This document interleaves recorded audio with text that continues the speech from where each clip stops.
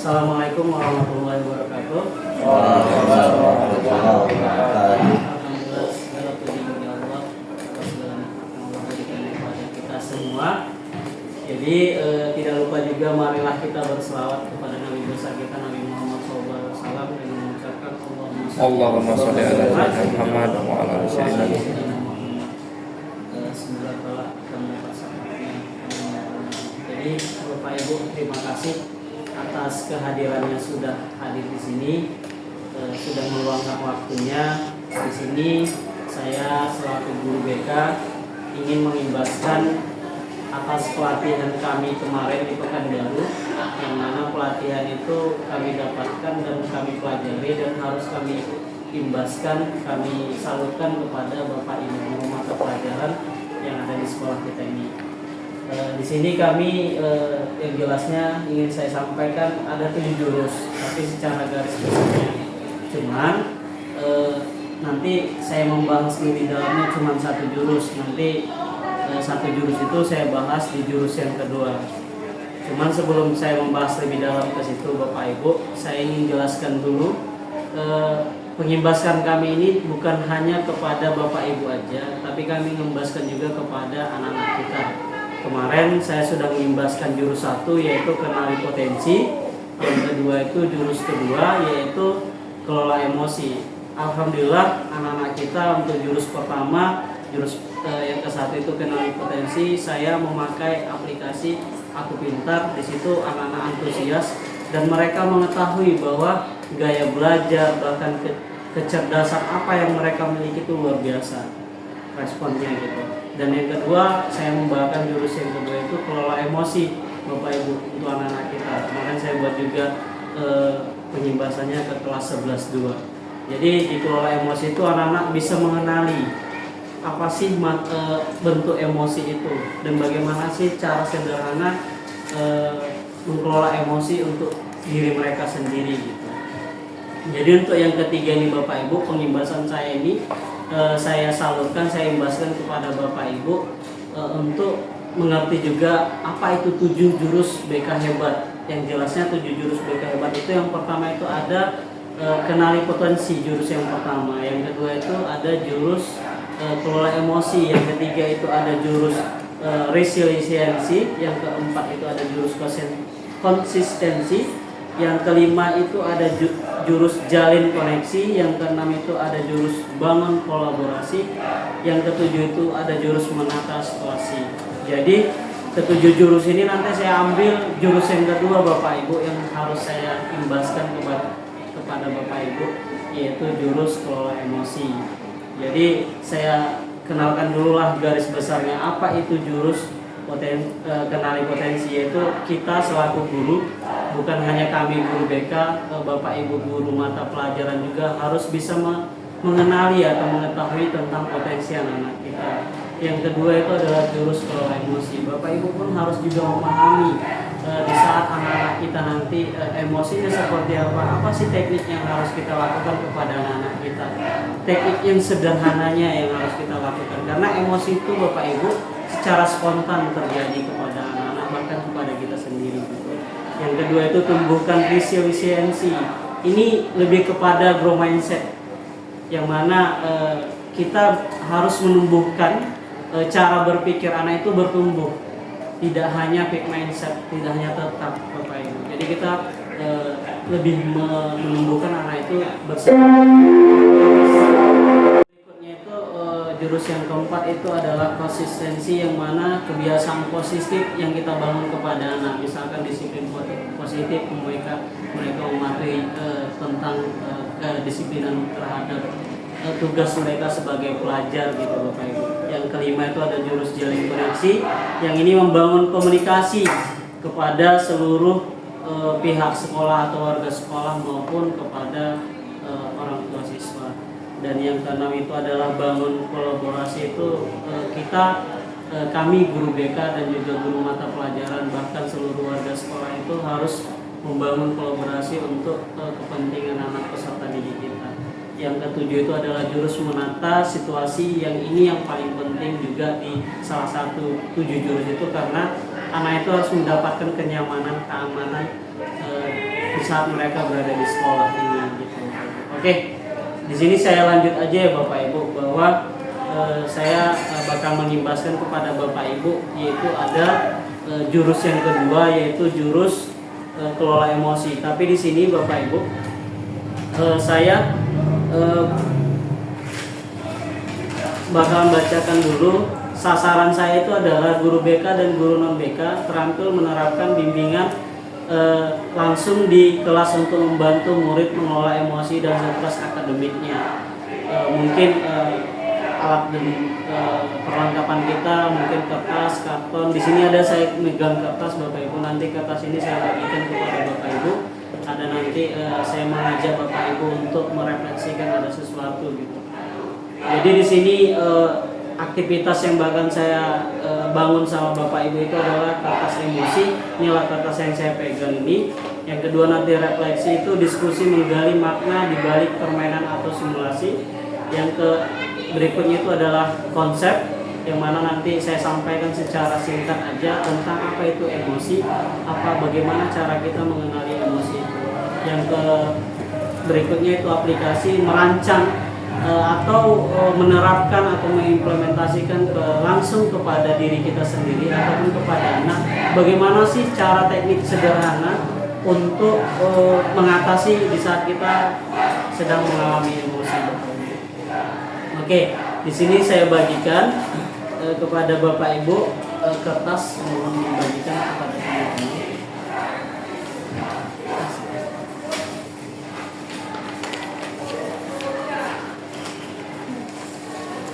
Oke, Bapak Ibu, di sini ada permainan kertas emosi. Yang pertama, setiap peserta akan menerima satu lembar kertas sebagai simbol emosi. Yang kedua, fasilitator akan membacakan sebuah cerita. Peserta diminta untuk merespon cerita tersebut melalui kertas. Jika merasa senang, jika Bapak Ibu merasa senang, kertas dapat diusap saja. Jika merasa kesal, kertas dapat diremas. Dan jika merasa marah, kertas dapat disobek Bapak Ibu. Jadi nanti Bapak Ibu jika merasa kesal, merasa marah, merasa senang, boleh nanti diterapkan seperti yang sudah disampaikan. Oke, kita lanjut aja Bapak Ibu ya. Ini dia. Kita baca sama-sama. Pagi itu Bapak Ibu guru berangkat ke sekolah mengendarai sepeda motor. Bahan ajar yang sudah disiapkan rapi digantungkan di motor. Namun beberapa meter sebelum sampai sekolah, motor mendadak mogok karena kehabisan bensin. Dan susah payah Bapak Ibu guru mendorong motor hingga sampai ke sekolah. Oke, apa yang perasaan yang Bapak Ibu rasakan? Kalau Bapak Ibu rasakan kesal, marah, atau senang atau bagaimana, boleh kertasnya dielus, atau kalau misalkan kesal diremes, kalau misalkan marah boleh disobek. Ini saya lanjut ya Bapak Ibu. Sampailah Bapak Ibu di kelas, hampir semua murid datang tepat waktu. Namun belum sempat suasana stabil, Andi masuk terlambat. Ia hanya menunduk sambil berkata, "Maaf Bu, Pak, saya telat." Oke, lanjut. Pelajaran pun dimulai. Namun saat akan menggunakan bahan ajar yang sudah disiapkan, Bapak Ibu guru tersadar bahwa bahan tersebut tidak ada. Dicari ke sana kemari tapi tetap tidak ditemukan. Dengan terpaksa Bapak Ibu guru melanjutkan mengajar seadanya. Bayangan aktivitas mengajar yang seru seketika buyar. Oke Bapak Ibu, kalau memang Bapak Ibu bagaimana perasaannya, luapkan saja. Di tengah pelajaran saat Bapak Ibu mengajar, Andi terlihat tidak memberikan perhatian, tidak menunduk di bangkunya. Saat didekati, ternyata Andi sedang terlelap tidur. Bayangkan Bapak Ibu si Andi sudah terlambat bahkan tertidur lagi. Tak lama kemudian ada seorang bapak mengetuk pintu kelas. Bapak Ibu membuka pintu dan menghampirinya. Bapak itu berkata, "Maaf, saya pamannya Andi. Sebetulnya Andi sudah 3 hari di rumah sakit karena menunggu ayahnya yang sedang sakit. Mesti kurang tidur, tapi Andi memaksa selalu ingin sekolah karena tidak mau ketinggalan pelajaran. Sekarang saya izin mau menjemput Andi karena ayahnya masuk ICU." Paman Andi juga mengeluarkan sebuah bungkusan dari tas. "Oh iya Pak Guru, Bu Guru, tidak tadi di jalan saya menemukan bungkusan ini. Saya tadi cek isinya buku dan ada nama sekolah ini. Jadi saya bawa, siapa tahu ibu guru bisa mengembalikan kepada pemiliknya. Bu guru melihatnya dan ternyata itu adalah bahan ajar yang tadi dia cari-cari. Andi dan pamannya pun berpamitan. Ketujuh, Bapak Ibu kembali ke kelas dengan bahan ajar yang kembali di tangan. Bapak Ibu guru melanjutkan pelajaran dengan semangat menggunakan bahan yang telah disiapkan. Pelajaran pun berjalan dengan penuh gembira. Sekarang cerita sudah habis, ayo kita diskusikan Bapak Ibu. Apa yang Bapak Ibu rasakan? Bagaimana kondisi kertas yang Bapak Ibu pegang sekarang? Oke, apakah Ibu Bapak merasa kesal dengan apa yang sudah dilakukan pada kertas tersebut? Jika kertas itu adalah murid kita, bagaimana seharusnya kita bersikap? Oke, kepada Bapak Ibu, di sini saya meminta Bapak Ibu ingin menyampaikan dari cerita tadi apa yang Bapak Ibu bisa dapatkan atau luapkan tadi ke dalam bentuk kertas tadi. Mungkin dari Pak Heri bisa menyampaikan refleksinya atau tanggapannya bagaimana kondisi kertas yang Bapak pegang sekarang pada saat ini. Oke, baik, terima kasih Bapak Muhammad Arifin selaku materi penjelasan dari bimbingan konseling. Jadi yang saya tanggapi dari cerita barusan sudah kita bacakan, dan sedikit berlogika kembali. Ketika semuanya belum terjawab dan ada apa di balik semua itu, secara otomatis naluri kita pasti asal emosi, karena itu proses perjalanan yang kita alami. Nah, di sini kan saya juga mendapatkan dari endingnya. Memang kertas saya belum saya apa-apain, karena pasti ada di belakang ini sebenarnya ada apa. Tapi kan nggak mungkin ketika keadaan yang seutuhnya realita kita bisa menebak di ujungnya itu ada apa, kan nggak ngerti kan. Jadi secara otomatis kalaupun saya yang mengalami itu udah otomatis kesal. Itu kayaknya udah standarnya manusia itu. Kesel, emosi, ya campur, marah udah pasti. Nah, tadi kan pertanyaannya bagaimana kondisi itu? Ya kalau menurut perjalanan, bukan menurut perjalanan, jika itu benar yang saya alami pasti kesel, marah, apalagi emosi itu. Oke. Itulah Pak Rik. Oke, terima kasih Pak Heri sudah menyampaikan tanggapan atau refleksinya. Mungkin Bapak Ibu ada yang mau menyampaikan juga refleksinya, dibolehkan. Ada? Wabe. Mau menyampaikan atau Bu Rita? Boleh menyampaikan? Bu Abel. Atau Bu Adel? Abel. Bu Abel? Kalau saya sama seperti Pak Edi nanti, berarti ya ketika ada murid gitu kan yang tidur saat kita menjelaskan materi, pasti ada rasa kesal. Tapi kondisi kertas Bu Abel masih mulus ya, masih mengikuti dalam ceritanya seperti itu. Oke Bapak Ibu, apa yang disampaikan Bapak Ibu tadi itu betul. Itulah dalam bentuk mungkin yang disampaikan Pak Heri tadi. Kalau kita mengikuti dari awal ceritanya hingga tidak kita ikuti sampai mungkin dari awal itu kita sudah kesal, itu manusiawi Bapak Ibu. Karena emosi itu muncul dengan secara spontan. Karena dari kita berangkat ke sekolah ban bocor, tempat tampal bannya nggak ada, kita harus mendorong sampai ke sekolah. Nyampe ke sekolah ada lagi kita menjumpai siswa terlambat, bertambah lagi bentuk kesal kita atau marah kita. Begitu kita sudah bolehkan dia masuk, kita mulai pembelajaran, ternyata anak kita itu tertidur pula lagi Bapak Ibu. Kalau mungkin pada saat itu kita tidak menggali atau mencari tahu apa penyebab dia, mungkin pada saat itu emosi kita mungkin terbawa luar biasa gitu. Tapi Bapak Ibu harus sadari, setiap anak itu pasti mempunyai cerita. Setiap anak itu pasti mempunyai alasan tertentu di belakangnya. Jadi kita selaku guru di sekolah kita di SMA Negeri 5 ini, bukan hanya kami aja guru BK, mungkin Bapak Ibu nanti mana tahu mendapatkan suatu permasalahan seperti ini, di dalam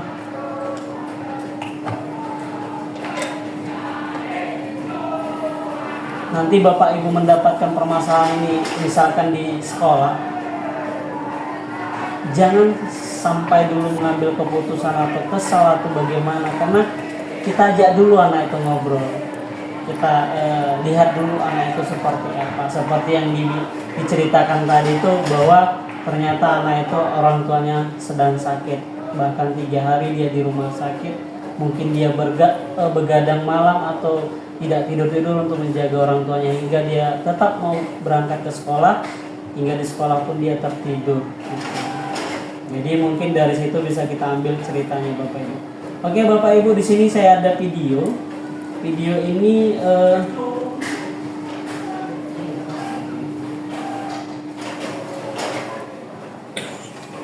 sebagai mahasiswa baru, Dudi masih menikmati suasana baru.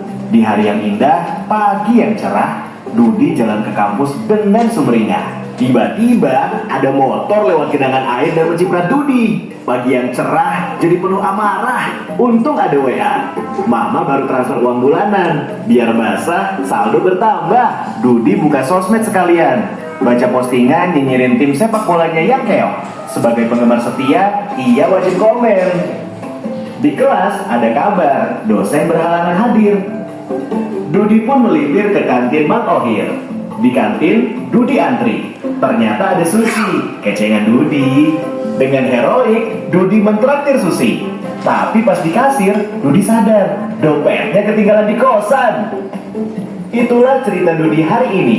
Peristiwa datang dan pergi, emosi silih berganti. Kalau kita tak bisa mengenali dan menjadi pilot diri, maka suasana dan lingkungan akan pegang kendali. Teknis marketing, propaganda hingga provokasi tahu persis bagaimana memanipulasi emosi. Banyak hoax yang menyentuh emosi, menggerakkan hati, dan akhirnya menggerakkan jempol untuk ikut menyebarkan. Konflik, perang saudara, dan aksi terorisme kebanyakan berawal dari pemanfaatan ketakutan dan perasaan terancam. Emosi itu alarm jiwa yang memberi rasa pada dunia. Tanpa emosi, hidup ini tawar dan hambar. Tapi, jika emosi jadi raja, maka kita akan jadi budaknya. Kita tak beda dengan termometer. Panas naik angkanya, dingin turun ukurannya. Itulah sikap reaktif. Kita gak pernah bisa mengendalikan cuaca dan peristiwa, tapi kita bisa mengendalikan cuaca jiwa kita. Sekarang Dudi sedang belajar jadi pengendali emosi. Setiap ada peristiwa, gak langsung bereaksi. Tarik nafas sambil mengamati. Dudi gak mau lagi jadi termometer yang suhunya ditentukan suasana sekitar. Dudi mau jadi stabilizer. Meski tegangan naik turun, aliran listrik tetap stabil. Atau kulkas, meski di luar panas, dalam tetap adem. Bagaimana dengan kamu? Apakah kamu termometer atau stabilizer? Oke, Bapak Ibu, ini tadi ada video singkat saja. Video itu salah satu kita bisa dapat mengenali emosi yang ada di dalam diri kita. Emosi itu Bapak Ibu suatu hal yang memang sudah ada. Ada emosi marah, kesal, takut, malu, sedih, dan yang lainnya gitu. Akan tetapi emosi ini kalau tidak ada di dalam diri kita seperti yang disampaikan tadi, itu bahkan hidup itu terasa hambar. Akan tetapi jika emosi itu terlalu mengendalikan diri kita, itu bisa saja nanti kita yang sampai masuk ke dalam jurang, bisa membahayakan orang terdekat kita dan yang lainnya gitu. Misalkan contoh emosi marah, jangan sampai kita emosi marah itu sangat mempengaruhi kita, sama seperti yang saya sampaikan tadi di awal, bahwasanya dari cerita itu kalau kita misalkan bawakan dengan secara spontan, kita bakalan emosi, kita bakalan kesal gitu. Akan tetapi kita harus jeda sebentar, kita harus mengetahui dulu apa yang menyebabkan anak itu bisa terlambat, bahkan bisa tidur seperti itu di Bapak Ibu. Akan tetapi nanti saya ada juga kasih tip trik sederhana yang mungkin Bapak Ibu bisa terapkan nanti untuk diri Bapak Ibu ataupun nanti untuk di dalam kelas di saat ada anak kita mungkin pada saat itu dia sedang sedih, pada saat itu dia sedang marah atau bagaimana, mungkin trik ini nanti bisa Bapak Ibu sampaikan gitu. Akan tetapi ini Bapak Ibu ada salah satu pengenalan emosi itu menyadari diri, kemampuan untuk memahami emosi, pemikiran dan nilai-nilai yang mempengaruhi perilaku dalam berbagai situasi. Saya bisa mengenali emosi saya seperti senang, sedih, takut dan malu, khawatir. Pengelolaan dirinya, kemampuan untuk mengatur emosi. Kita Bapak Ibu harus bisa mengelola emosi kita dalam pemikiran, perilaku secara efektif pada situasi yang berbeda. Karena emosi itu secara spontan Bapak Ibu terjadi pasti kepada kita gitu. Ini saya lanjut aja Bapak Ibu. Nah ini salah satu kalau Bapak Ibu pernah baca buku Brain, namanya The Brain, salah satu penemu trik sederhana pengendali emosi di saat kesal ataupun marah. Karena ini ada jari kita. Nanti saya pakaikan seperti ini. Ini jari jempol itu diginikan, ditekan begitu kuat. Karena kenapa? Karena Tuhan itu Bapak Ibu memberikan kita ada sebuah otak kecil di kepala kita, itu adalah otak reptil, otak buas namanya kalau di dunia kami, di dunia kita. Kenapa itu dibilang otak buas? Otak itu yang secara spontan memberikan refleksi atau memberikan secara spontan tuh kepada diri kita itu berpikir negatif, merespon secara negatif, bahkan ingin memangsa. Itulah otak reptil itu, otak dinosaurus kalau kami bilangnya. Makanya cara mengendalikannya di saat kita mungkin kesal, marah, nggak apa-apa Bapak Ibu. Menurut teori Brain inilah otak reptil kita letakkan di sini. Ini adalah super ego kita. Super ego kita inilah yang berbicara secara logik, secara logika. Jadi dia harus ditutupi, ditekan lebih kuat sekuat. Bagaimanapun kita marahnya, tekan seperti ini. Ini adalah salah satu teknik atau trik yang digunakan oleh Brain untuk mengendalikan emosi kita. Akan tetapi Bapak Ibu, jika emosi itu dilawan dengan emosi, itu bakalan sangat luar biasa Bapak Ibu. Bahkan makanya kalau bisa di saat ada seseorang emosi, kita harus menjadi pawangnya.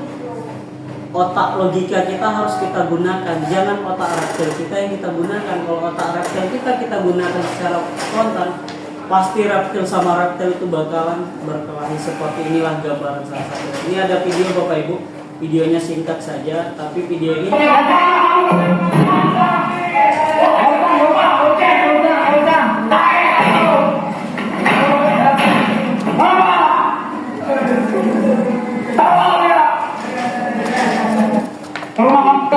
ada bapak kamu.